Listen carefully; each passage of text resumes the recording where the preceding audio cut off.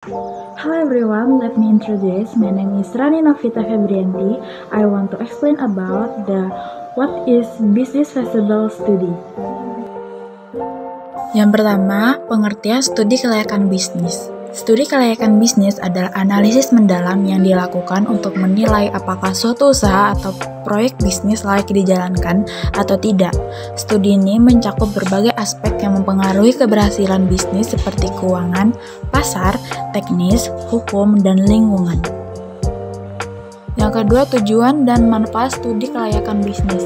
Untuk tujuan yaitu menentukan apakah suatu bisnis dapat berjalan dengan baik dan menguntungkan, lalu mengurangi risiko kegagalan bisnis, dan memberikan gambaran menyeluruh tentang aspek-aspek penting yang perlu dipertimbangkan sebelum memulai bisnis, lalu menarik minat investor dan lembaga keuangan untuk memberikan pendanaan.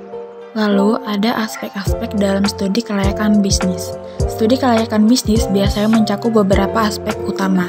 Yang pertama, aspek pasar dan pemasaran, yaitu analisis permintaan dan penawaran, identifikasi target pasar dan segmentasi pelanggan, analisis pesaing atau strategi pemasaran, dan perkiraan potensi pertumbuhan pasar.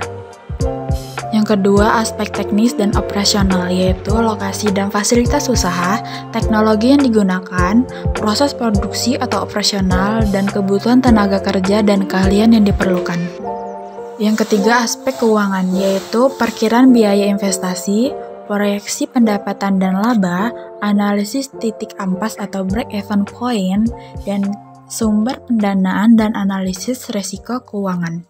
Yang terakhir, aspek hukum dan legalitas, yaitu perizinan usaha, peraturan perpajakan, hak kekayaan intelektual, dan kepatuhan terhadap regulasi pemerintah. Lalu yang terakhir, contoh studi kelayakan bisnis. Misalnya, jika seorang ingin membuka kafe, studi kelayakan bisnis dapat mencakup: yang pertama, analisis jumlah pelanggan potensial di lokasi tersebut; yang kedua, perhitungan biaya sewa tempat, bahan baku, dan tenaga kerja; dan yang ketiga, perhitungan harga jual produk untuk mencapai keuntungan; yang keempat, analisis persaingan dengan kafe lain di sekitar; dan yang kelima, evaluasi perizinan usaha dan dampak lingkungan.